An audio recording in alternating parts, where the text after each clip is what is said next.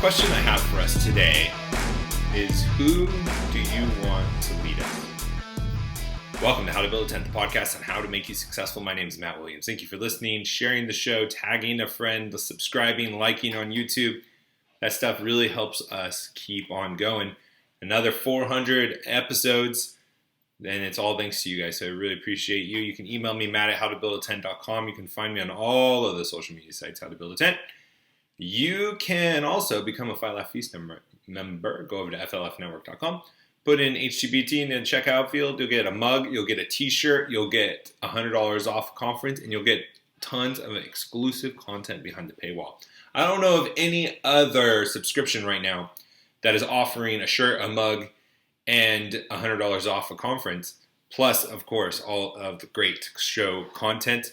Speaking of the show content, the Cross Politic guys and Doug Wilson had a phenomenal live show on Facebook. I'm not sure exactly what they're going to be doing with that show, but I highly, highly, highly recommend every single one of you to go and watch it as I did. Doug Wilson has an immense ability to say the things that need to be said that no one else is saying. And he knows exactly what topics to hit, exactly how to say it, exactly how to draw contrast out. And it's refreshing, it's needed, and so I can't communicate enough, obviously, by me starting to slow down, trying to figure out the words to say, for you to go over and see it. It's really important. That was just a phenomenal interview. Tomorrow or today, as you are listening to this episode, on Reformgelical, we're going to have Pastor Tom Buck come out. He's an SBC pastor from Texas. Funny guy. I just so excited that he agreed to come on our show, talk with AD and myself. He is just a crack up on Twitter. I laugh all the time. So we're going to be talking about that and talking about our questions of when we go back, when the church should go back, what's going on in SBC, what should we do when the government starts throwing people in jail. And I want to talk about G3 too. He's a director of some committee there. I forgot what it is off the top of my head, but I want to talk about that because I went to G3 for the first time this last year. We did a bunch of stuff with Cross Politic, and it was a great conference. And what a blessing is it too. I was just thinking about this before it was coming on, that conference landed at the exact perfect time where it was not going to be canceled this year and most likely won't be canceled next year. It's in the beginning of the year on January. So praise God for that. That is a phenomenal conference. Josh Bice does a phenomenal job running that thing. But okay, let's get into it. So I want to start, I had a train of thought for the topics for this, of who do you want to be your leader? I was talking with a friend of mine who is a leader himself. And we are like-minded in a lot of ways. Characteristics, personality, different. I'm way more outgoing, and that's fine. But as far as values, understanding biblical principles and how they apply to the Bible and how they apply to our leadership and all those things, we are right in line with. And we were talking about how not only is Jesus, and I've shared this on the show before, not only is Jesus the perfect example for us from a spiritual perspective, that is, we should look to him and how to live a spiritual life. But he's the perfect man in every aspect, including business, including leadership. And that's very true. And so, understanding that, it's not just some philosophical point for us to believe or some argument to make in a debate or on Twitter or whatever, but it's what we can use as a foundation to build on in our lives. So when we are looking for what good leadership looks like, when we are looking for how we can improve our leadership characteristics, when we can look to how do we improve our business acumen, I firmly believe that we can go to Jesus' life and take those principles and apply them to our business, to our leadership style, to our work ethic, all of the above. Every area of life we can apply Jesus' life to and learn from, improve on, and become more effective and better in every way possible. AD and I talk about on evangelical a lot, the general equity of the law. And this is a reformed term, but I hear it a lot from AD, and we talk about it a lot on AD. So that's why I say it from there. And the idea is that we don't impose the Old Testament laws that are definitely for a different time, but we try to examine the general equity of it. That is the heart of the law, the meat behind it, of what is the purpose of the law, what is the application of this law, and how do we apply it to today's world.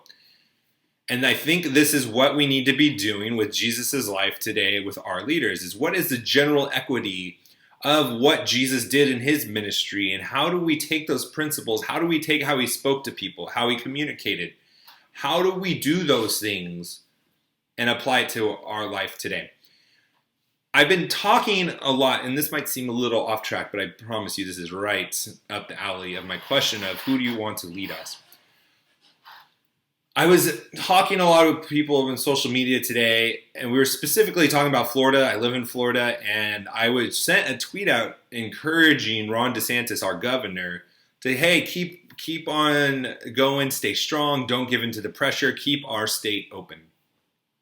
And as you can imagine, because there is hysteria, because there's misinformation, because there is this new virus that has legitimate consequences, there are people sick, there are people dying from it. All of this truth, half-truth, uncertainty, gray area, the media doing what they do, the left wing being political, there's all of this stuff going on that emotions are high and people are responding angrily. People responded to me angrily. We got in debates constantly on just an overreaction of what we should do. And unfortunately, later on in the day, Ron DeSantis actually caved and put a stand-in, whatever it's called, stay in your homes order in for Florida. Which it would have been nice if we did that earlier in the days, so I wouldn't have to waste so much time defending my encouragement for him, and then he drops the ball. And I was thinking from that, one of the benefits, there are so many benefits to God's judgment. And again, I agree that we shouldn't call everything bad that happens as God's judgment. But when you start to see God working in these things, I'm not even saying that let's just say it this way, that God is working in this time. And he has a purpose for all of this. Let's just leave it at that. It'll be less controversial. And one of the things that he's doing is drawing out who people really are. Individuals, Twitter, family members, church people, church friends, church brothers and sisters, our neighbors. Because in adversity is not when we see the best in people, but when we see people. Adversity doesn't bring out the best in people, it brings out the person. You show your true colors in adversity. And so too, and this is where it comes back to my question of who do you want to lead us? We are seeing an eclectic group of leadership through the state governors, through Donald Trump, through the Senate, through the House. And we're seeing different responses. We're seeing different leadership styles. We're seeing different approaches. We're seeing wisdom and we're seeing foolishness. Unfortunately, the foolishness is by far outweighing the wise decisions by our leadership. And it's too late for us to change leadership now. We are stuck with the choices we've made. We have to bear the consequences of not doing our due diligence, of voting in people that are fools, voting in people that aren't good leaders, that aren't godly leaders, that aren't bringing us back to Christ, not bringing us back to repentance. We are dealing with poor leadership in our businesses who don't know how to manage crises, or don't know how to lead a workforce, how to lead in the midst of layoffs, how to motivate a team. This is a curse that comes during adversity. Oftentimes, you can have and get away with poor leadership with fools in office, business, government, when everything's going well. But the adversity brings out people. Not the best in people, it brings out people. People reveal who they are in the midst of adversity. And so let's take this as a lesson. In this time, let's take note, let's be wise, because we can't go back and elect new leaders for today. But in next election cycle, November, 2 years after that for the Senate, 4 years after that for presidency, there's going to be people that are governors today running for presidency. There's going to be mayors running for Senate seats. There's going to be councilmen running for Orange County or the county controller. I grew up in Orange County, that's why I said Orange County. There's going to be people leading right now that have no business in leadership running for office. We have managers reporting to us in our businesses that are doing a terrible job that are going to be applying for director jobs. We have directors applying for VPs. We have VPs applying for C-level positions. And we need to take note as someone who is submitting to leadership or has people under you that report to you that are in leadership positions as well. We need to keep careful eye and be wise ourselves to be able to, as best as possible, put in place people that have good leadership skills, good leadership traits, that are wise and not fools, that are people that are leading well in these times, that find people rallying around them. And we need to look for the people that do it poorly and get them out of leadership positions. Get them out of leadership positions. In a business context, that doesn't necessarily mean that you have to fire them. It's most likely a bad leader does not enjoy his job. And most times, a poor manager does not enjoy being a manager because they don't have the skills. And so maybe instead of firing them, it's, hey, why don't you just go work as an engineer? Why don't you go work as an electrician, a plumber, or a master apprentice, or whatever it is? Not even a demotion, but just in another vein to really put them in a place of their strengths. And that's what we should be doing no matter what level of leadership that we are in as far as organizational management, is we need to evaluate our resources, we need to identify our strengths, identify our weaknesses in our employees, in our company as a whole, or an organization as a whole, whatever it may be, church, nonprofit, business, government, and we need to align people to create the biggest amount of synergy and play to their strengths and have them subsidized by other people that have strengths in their weaknesses. And the more that you can do that, in leadership especially, the more successful you are going to be. So that is something I want us to take note of as business professionals, and then also as citizens of the United States, and also church members. If you vote for a board, I don't know how you do it, you vote for pastoral authority, I don't know how you guys do it depending on your church structure. Those are all things that would be wise of us to keep in mind now during adversity. Because once things start to go back to being good or better, people can hide more easily. They can suppress their character. They could hide and kind of scoot under the rug with their poor decisions. You can't do that in adversity. So be wise. I just got some more Kingsman grooming product stuff. I bought it myself. It's fantastic stuff. I heard today people giving me feedback from the show. They heard about it and they bought the products. They went over to KingsmanGroomingPros.com and they were telling me how much they love it. And I'm telling you, you're going to love it too. Go over to Kingsman Grooming Products. Go to KingsmanGroomingPros.com. They got pre-shave, aftershave, beard balms, beard oils, lotions, leather products, stuff that you use on your beard, on your skin, on your travels. Well, you're not traveling right now, but you will travel again. Go over to KingsmanGroomingPros.com, get high quality products, get 10% off when you use HTBT, and support a Christian small business. It's a win-win-win. Go over to KingsmanGroomingPros.com and do yourself a favor. I'm telling you, you're going to love it. Go get some of the product and let me know what you think. Email me, direct message me, tweet me, Facebook me. I'd love to hear it. I've not heard one negative response or review from it.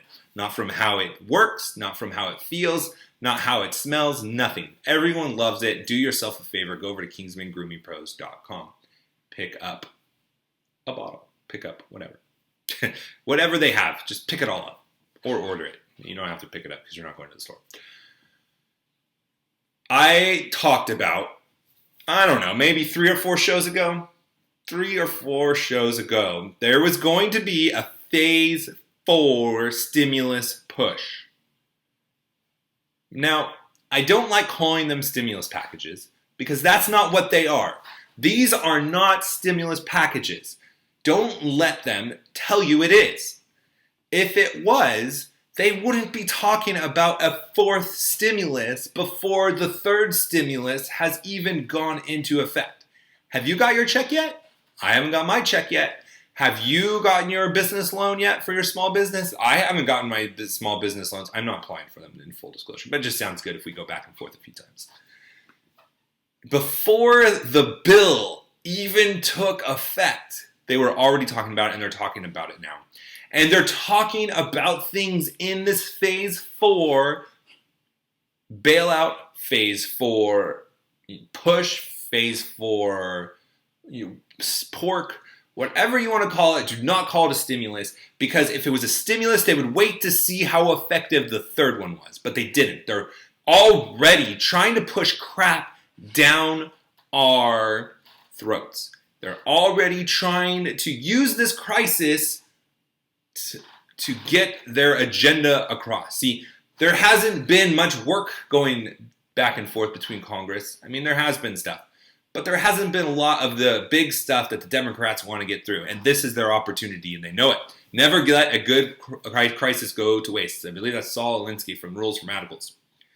One of the things, well, I'm going to get to Nancy Pelosi's ask, but I want to say this. I saw a tweet from Charlie Kirk. I hope it's satire, but I don't think it was, where he is asking for a bailout for college students, defer college payments, freeze college tuition, do all these things that no conservative has any business talking about the government doing. America, if we lose our greatness, it's going to be because it's going to be written about. It's going to be known that it's because we looked to the government to solve the problems that government created, conservative and progressive alike. It's just, there's so much disgusting stuff that happens because, again, adversity brings out people. It doesn't bring out the best of people. It just brings out people and who they are. And got to remember that. So when you see conservatives lobbying for bailout packages, lobbying for people to not take responsibility for their own actions, take note and remember so that you don't get caught up following them into destruction, into foolishness. That's what it is. That's what it is. Nancy Pelosi, what she wants in her 4th phase 4, ramming down our throats as American deal, she wants Democratic states, or she wants the SALT exemption to be reversed. And what that is that it says in the new tax code that states can only write off up to $10,000 of state taxes. So if you live in New York, you live in California, Democrat progressive states that love taxing you, before that last tax cut came through, you were able to write off what you paid to the state in taxes, so you didn't have to pay them to the government, the federal government.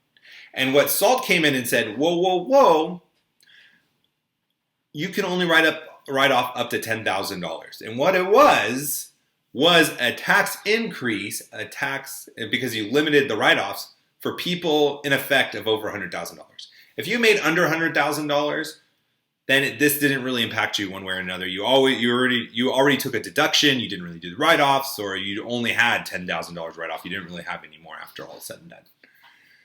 But now, through this phase 4 deal that they're masking and lying to you about as a stimulus, she wants that removed, which is funny to me because haven't we heard our whole lives that the Democrats are trying to cut taxes for the poor and not the rich, and the Republicans are the ones trying to cut taxes for the rich and not the poor? But we see it's the exact opposite, and they're using this disaster to do that. I'm really, really skeptical of this whole thing. I know it's real. I know people are dying. I know people are going to the hospital. I know people are really sick. But what is happening here is what is creating so much hysteria. The press, I sent out a post of the press saying the exact opposite things about this thing that I can't mention or this won't get played. And then this week they're saying the exact opposite. They're going back and forth, criticizing Trump for doing too much, criticizing Trump for not doing enough, saying that this whole thing is just like the flu, saying today it's not like the flu, saying and having all these models that are from global warming models projecting 4 or 5 times more of the disaster that it actually is bringing. All of this stuff, and combined with the Democrats using this opportunity to ram all this stuff through and the Republicans going along with it, it just makes me really skeptical. And again, I ask you to close this out. Who do you want to lead you? Take note. Remember how people are acting in this time. Adversity does not bring out the best in people. Adversity brings out people and who they really are.